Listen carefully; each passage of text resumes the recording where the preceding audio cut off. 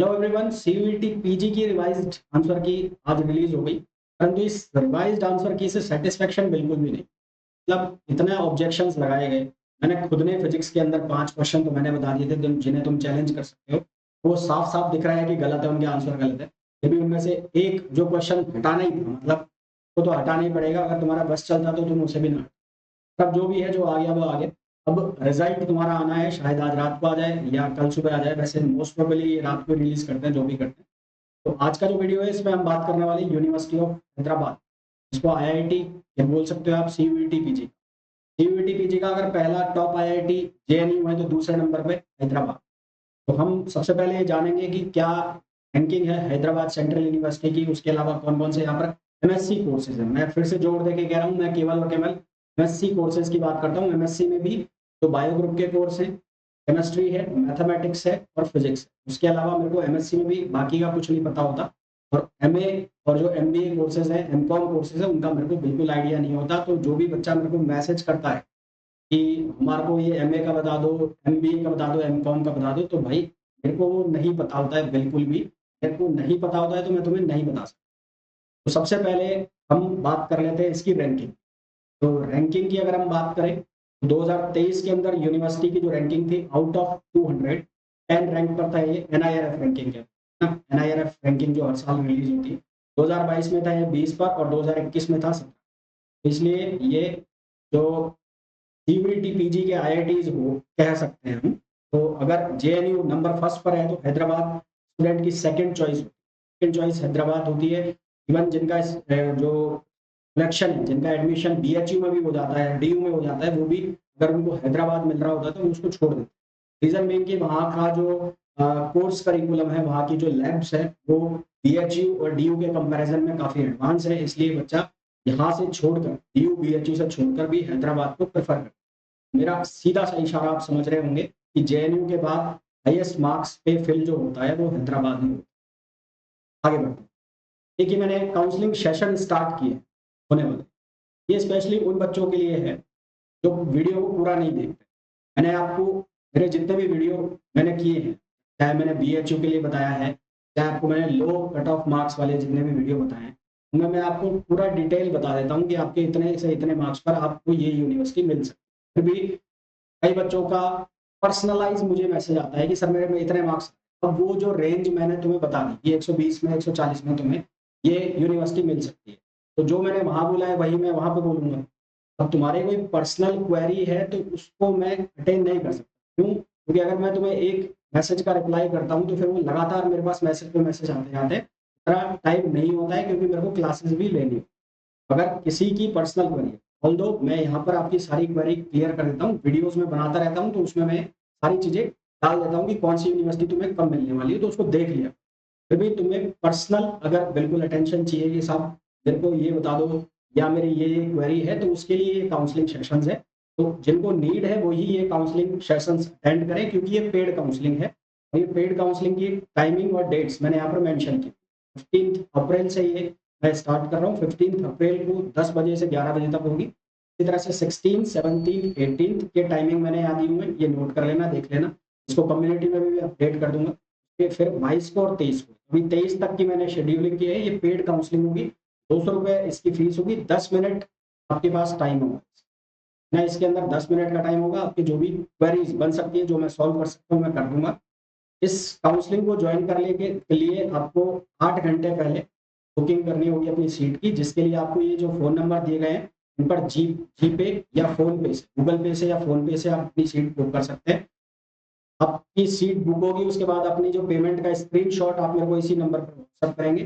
फिर मैं आपको एक टाइमिंग दूँगा, उसमें मैं आपको कॉल कर लूँगा या एक नंबर मैं आपको सेंड करूँगा जिस पर आपको कॉल।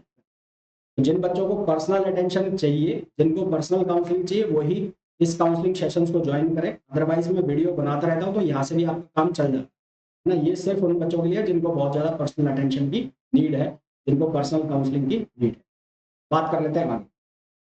अगर हम बात करें कि हैदराबाद के अंदर कौन कौन से एमएससी कोर्सेज हैं, उनमें क्या सीट है, तो एमएससी मैथमेटिक्स और अप्लाइड मैथमेटिक्स, इसके अंदर नंबर ऑफ सीट्स है 50।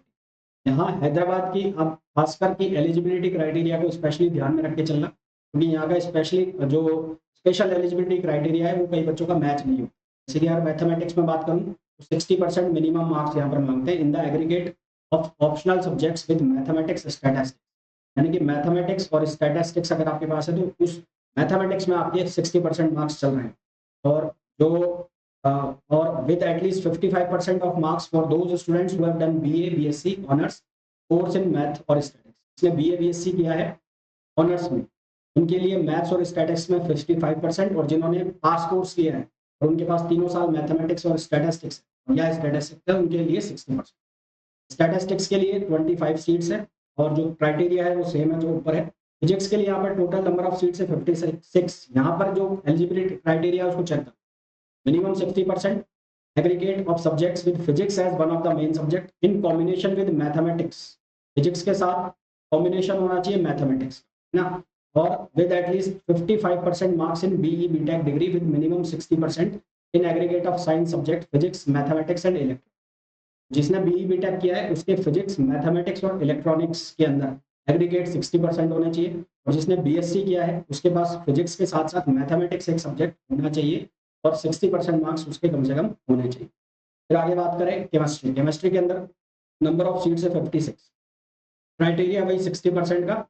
उसके बाद केमिस्ट्री एक सब्जेक्ट होना चाहिए, उसके साथ केमिस्ट्री के साथ कॉम्बिनेशन होना चाहिए फिजिक्स का और मैथमेटिक्स। अब जो बायो ग्रुप वाला बच्चा है इसके पास केमिस्ट्री बायोलॉजी जूलॉजी होती है, केमिस्ट्री बॉटनी जूलॉजी होती है, वो यहाँ पर एलिजिबल नहीं है अगर उसके पास ये सब्जेक्ट कॉम्बिनेशन नहीं है। कॉम्बिनेशन सुन लो वापस से, केमिस्ट्री फिजिक्स या केमिस्ट्री मैथ्स ना, मतलब फिजिक्स और मैथमेटिक्स में से एक सपोर्टिंग होना चाहिए chemistry. Candidate admitted to MSc chemistry should be able to conduct their experiment on their own. There will be no provision for allowing any assistance or subscribe to do the experiment. Biochemistry के अंदर total number of seats 26. BSc with minimum 60% marks in aggregate of science. Subject with chemistry और biochemistry. Chemistry आपका एक ancillary subject होना चाहिए। फिर plant biology biotechnology 23, यहाँ पर मिनिमम 60% मार्क्स चाहिए, और आपके पास कॉम्बिनेशन जो हो, मतलब जो आपके पास बायो है उसमें केमिस्ट्री बॉटनी जेनेटिक्स माइक्रोबायोलॉजी ये सब्जेक्ट्स होने चाहिए। Microbiology immunology number of seats 15 है, एनिमल बायोलॉजी बायोटेक्नोलॉजी और 23 सीट्स। फिर हम यहाँ पर ये सब्जेक्ट का जो हर सीट का सीट वाइज मतलब जो कैटेगरी वाइज यहाँ पर सीट का क्लासिफिकेशन है। जनरल में मैथमेटिक्स में 19 सीट है, एससी की 8 है, एसटी की 4 है, ओबीसी की 14 है, ईडब्ल्यूएस की 5 है, टोटल 20 है, पीएच की 2 है, डीपी की 3। इसी तरह से सभी सीट्स का आप देख सकते हैं जो यहाँ पर पूरा एकदम बाइफरकेट करके दिखाया गया है। फिर अगर हम बात करें कि फीस का क्या है, तो फिजिक्स मैथमेटिक्स और स्टैटिस्टिक्स की फीस की बात करें तो ट्यूशन फी जो है वो है 3235। उसके बाद मेडिकल फी डिपॉजिट वगैरह है सारा लगा के ब्रांड टोटल जो बनता है वो बनता है 8180, 8180 रुपए ये बनता है किसका पर सेमेस्टर की फीस ना। ये कौन सी फीस है पर सेमेस्टर 3280, इसमें कुछ कंपोनेंट एनुअली भी होंगे। तो ये मेडिकल फी जो है ये एनुअली है, थर्ड नंबर का कंपोनेंट है ना। फिफ्थ नंबर का कंपोनेंट जो है वो आपका है पर एनएम है। स्टूडेंट एंड फंड तो 2001 मेन कंपोनेंट आपका तो ये है। सेमेस्टर फीस जो आपकी लगने वाली 3235 रुपये लगने वाली है, तो फिजिक्स मैथमेटिक्स और केमिस्ट्री वाले के अलावा ये जो अमाउंट्स है ये 2120 रुपीज़ 220 रुपये 2125 रुपये ये आपके एनुअली लगेंगे। तो यानी कि साल के शुरुआत में आपको देने पड़ेंगे 8180 रुपये। उसके बाद फिर जब दूसरा सेमेस्टर आएगा और चौथा सेमेस्टर आएगा उसमें आपको देने पड़ेंगे 3235 रुपये। केमिस्ट्री प्लांट बायोलॉजी बायोटेक्नोलॉजी वालों के लिए 3385 रुपये यानी कि 3385 रुपीज़ ये सेमेस्टर की फीस है। और साल के यानी कि ईयर स्टार्टिंग में तब फर्स्ट सेम की स्टार्टिंग में और थर्ड सेम की स्टार्टिंग में आपको ये वाली फीस देनी पड़ेगी। इसमें ये जो कंपोनेंट है ये एनुअल कंपोनेंट, ठीक है। फिर आगे बात करें हम ये सभी की फीस का बाइफरकेशन यहाँ पर दिखाया गया है। तो ये एनिमल बायोलॉजी और बायोटेक्नोलॉजी की है, ये एमएससी बायोटेक्नोलॉजी की जो है 14,400। कौन कौन से डॉक्यूमेंट जब आप यहाँ पर फॉर्म फिल करोगे, यहाँ का जब फॉर्म निकलेगा काउंसलिंग का तो उसके लिए आपको कौन कौन से डॉक्यूमेंट्स चाहिए, तो 10th का सर्टिफिकेट चाहिएगा, 12th का certificate, bachelor degree certificate, bachelor degree marksheet. कई लोगों का रिजल्ट नहीं आया होगा, रिजल्ट नहीं आया होगा तो उनको रिजल्ट सबमिट कराना होता है। जब वो उनको एक पर्टिकुलर टाइम फ्रेम दिया जाता है तो उसमें वो रिजल्ट सबमिट कराना होता है, तब तक उनका एडमिशन रहता है प्रोविजनल एडमिशन। अगर रिजल्ट आने के बाद क्राइटेरिया जो है एलिजिबिलिटी क्राइटेरिया से मैच नहीं होगा तो फिर आपका रिजल्ट एडमिशन जो है वो cancel. Passport size recent photograph, scan copy of signature, transfer certificate from the last institutional study. तो यहाँ पर जब आपकी टीसीए मांगे, टीसी अभी तो आपको मिलेगी नहीं क्योंकि कई यूनिवर्सिटीज हैं जो इनके एग्जाम ही नहीं हुए, तो एग्जाम ही नहीं हुए तो उससे पहले टीसी आएगी नहीं, तो उसके इसमें अंडरटेकिंग लगेगी, वो अंडरटेकिंग आपको लगा। कैटेगरी सर्टिफिकेट ये अभी बनवा लेना भाई, ये कैटेगरी सर्टिफिकेट और PWS certificate special. PWS certificate ये सेंटर का चलेगा, ये स्टेट का नहीं चलेगा, तो जिन्होंने भी नहीं बनवा रखा है वो बनवा लेना है, ये सेंटर का चलेगा। इसी तरह से जो ये कास्ट सर्टिफिकेट है, कास्ट सर्टिफिकेट चलेंगे, ये सेंटर के चलेंगे। सेंटर के कई बच्चों के होंगे जिन्होंने स्टेट के बनवा रखे होंगे, ओबीसी के, एससी के, एसटी के, तो स्टेट का नहीं चलेगा, वो सारे के सारे सेंटर के चलेंगे। उसके बाद अगर हम बात करें तो यहाँ पर मैथ्स फीस और ये मैथ्स चार्ज दिए हुए हैं, ये आप देख लेना। यहाँ पर बात कर लेते हैं किस स्कोर के ऊपर आपका एडमिशन यहाँ पर हो जाएगा। तो इस बार जो है ये 300 नंबर का पेपर है। तो फिर मैं आपसे कह रहा हूँ कि जेएनयू के बाद सेकंड नंबर पे जो चॉइस रहती है, सेकंड चॉइस वो रहती है एचसी, हैदराबाद सेंट्रल यूनिवर्सिटी। तो सबसे पहले मैं फिजिक्स की बात कर लेता हूँ। मैंने फिजिक्स में पहले भी बताया है, जनरल में फिर बता रहा हूँ, ये 190 के ऊपर आपको मिलेगा। 180 के ऊपर हो तो आप भी लगा देना, पहली लिस्ट में हो सकता है, पहली लिस्ट में 190 के ऊपर जाएगा फॉर श्योर। और फिर उसके बाद हो सकता है कि सेकंड थर्ड काउंसलिंग में 180 तक आ जाए या 175 तक आ जाए जनरल में, उससे नीचे नहीं जाए जनरल। फिर अगर हम ओबीसी की बात करें तो ओबीसी में भी बहुत ज़्यादा नीचे नहीं जाएगा, ओबीसी में भी 180 तक मिल सकता है आपको। अगर हम बात करें ईडब्ल्यूएस में तो ईडब्ल्यूएस में 175 तक लेके चलो। और अगर हम बात करें एससी में तो एससी में आपको ये आ जाना चाहिए 130 तक आपको एससी में आ जाना चाहिए, 130। और एसटी में बात करें तो एसटी में भी 120 या 130 तक आ जाए। ये तो बात हो गई फिजिक्स। फिर हम बात कर लें केमिस्ट्री की, तो केमिस्ट्री में ये 180 पे जनरल, ओबीसी 165, ईडब्ल्यूएस 165, एससी के अंदर 120, एसटी के अंदर 120। अगर हम मैथ्स की बात करें तो मैथ्स का पेपर इस बार थोड़ा सा लेंथी पेपर था। मैथ्स में 170, ओबीसी के अंदर 160, ईडब्ल्यूएस के अंदर 160, एससी के अंदर 1110 और एसटी के अंदर 90 मार्क्स। अगर मैं बाकी बायोटेक वगैरह इनकी बात करूं, बायो ग्रुप की बात, तो बायो ग्रुप में नंबर ऑफ सीट्स कम है। बायो ग्रुप के जितने भी कोर्स हैं उनका सबका बता रहा हूँ। यहाँ पर जनरल में बायो ग्रुप में कम से कम जाना चाहिए 190 प्लस, 190 प्लस जनरल के अंदर।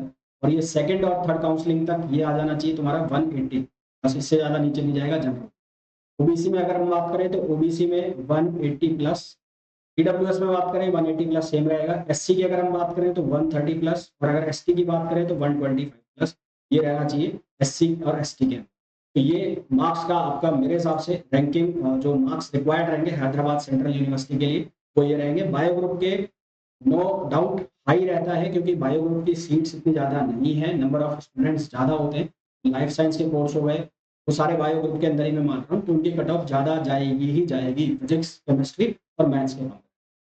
इनका ही मेरे को पता होता है जो मैंने आपको बता दिया है। बाकी किन्हीं को पर्सनल काउंसलिंग चाहिए तो वो उसके लिए अपनी सीट बुक कर सकते हैं, ये मैंने पूरी डिटेल्स बता दी है। और बाकी नहीं भी चाहिए तो वो ज़्यादा बेटर है। आपको यहाँ पर मैं जो भी वीडियोस प्रोवाइड कराता हूँ उन सब में मैं बता देता हूँ कि आप इतने मार्क्स तक कर सकते हैं ना, इतने मार्क्स तक आप इस यूनिवर्सिटी में अप्लाई कर सकते हैं। इस वीडियो में इतना ही, मिलेंगे नेक्स्ट वीडियो के अंदर। Till then thank you.